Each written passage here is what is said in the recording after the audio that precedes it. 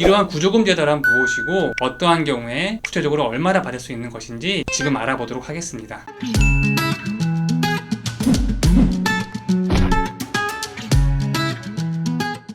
안녕하세요. 법무법인 고구려의 김종우 변호사입니다. 오늘의 주제는 범죄 피해자 보호법입니다. 범죄 피해자 보호법은 타인의 범죄 행위로 인해서 생명 또는 신체에 해를 입은 피해자에 대해서 국가가 구조금 등을 통해서 이들의 피해 회복을 보조하는 것을 목적으로 하는 법률인데요. 최근 정부가 이러한 범죄 피해자 보호법에 따른 구조금의 지급 대상을 고의범죄에서 과실범죄로까지 그 대상을 확대한다는 내용으로 개정안의 입법 예고함에 따라 관심이 높아지고 있습니다. 그렇다면 이러한 구조금 제도란 무엇이고 어떠한 경우에 구체적으로 얼마나 받을 수 있는 것인지 지금 알아보도록 하겠습니다. 범죄 피해자 보호법은 국가로 하여금 범죄 피해자 보호 지원에 대해서 기본 정책을 정하도록 하는 등 여러 가지 내용을 규율하고 있는데요. 그 중에서 가장 중요한 점은 이들 범죄 피해자에 대해서 국가가 일정한 금액을 구조금이라는 형태로 지급하는 구조금 제도입니다. 그렇다면 어떠한 경우에 이러한 구조금을 지급받을 수 있을까요?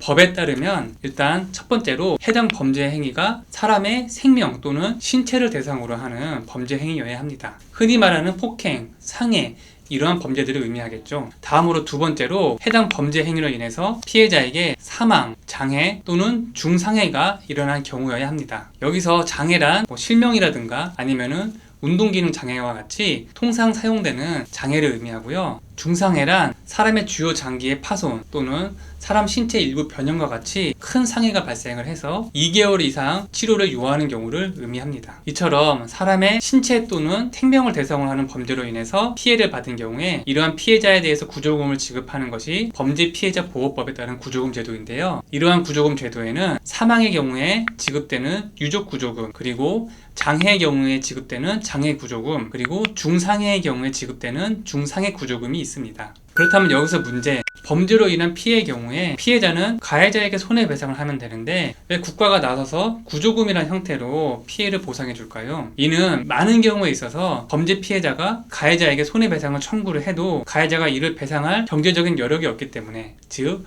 돈이 없기 때문에 실질적인 피해 보상을 받는 경우가 드물기 때문입니다. 그렇기 때문에 국가가 먼저 피해자에게 구조금이라는 형태로 경제적인 보조를 해주고 국가가 피해자로부터 가해자에 대한 손해배상 채권을 양수받아서 이를 행사하는 것이죠. 이처럼 범죄 피해자 보호법에 따른 구조금은 피해자가 손해배상을 제대로 받지 못한 경우를 전제로 하고 있기 때문에 이와 다르게 만약 피해자가 가해자로부터 손해배상을 제대로 받았거나 또는 국가배상법, 산업재해보상보험법, 자동차 손해배상보장법 등 각종 법령에 따른 급여를 받은 경우에는 중복지급이 금지되어 있습니다. 한편 이러한 구조금은 손해배상 전액을 보장하는 것이 아니라 일정한 상한선을 두고 있는데요. 피해자의 월급을 기준으로 약 2에서 4년치 급여를 한도로 하고 있고, 이를 금액으로 환산하면 유족 구조금의 경우에는 최대 약 1억 4천만 원 정도, 장애 중상해 구조금의 경우에는 약 1억 2천만 원 정도를 상한으로 하고 있습니다.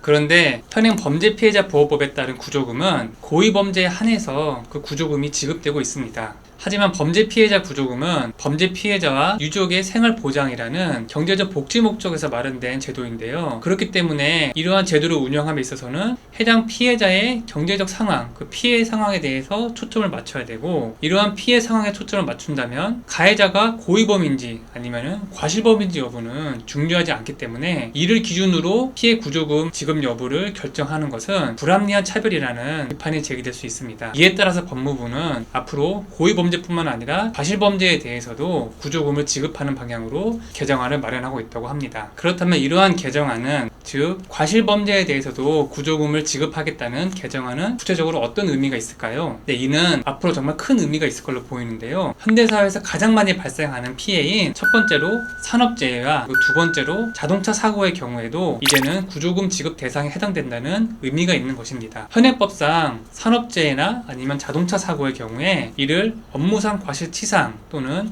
시사로 규율하고 있고, 따라서 결국에 이러한 유형의 경우에는 과실로 인해서 사람의 신체나 생명에 대해서 피해가 갔다고 보기 때문에 구조금의 지급 대상에서 제외하고 있었습니다. 하지만 앞으로는 이러한 산업재해나 자동차 사고에 따른 인적 사고의 경우에도 구조금의 지급 대상에 포함이 됨에 따라서 이러한 피해자 구조에 있어서 획기적인 변화가 마련되는 것이죠. 다만 앞서 말씀드린 바와 같이 범죄 피해자가 가해자로부터 손해배상을 받거나 또는 각종 법령에 따른 급여를 받을 경우에는 구조금을 중복해서 지급받지 못하고, 이번 개정안에 따르면 이에 추가해서 보험금을 지급받은 경우에도 중복 지급이 금지되기 때문에 이 부분은 참고하시기 바랍니다.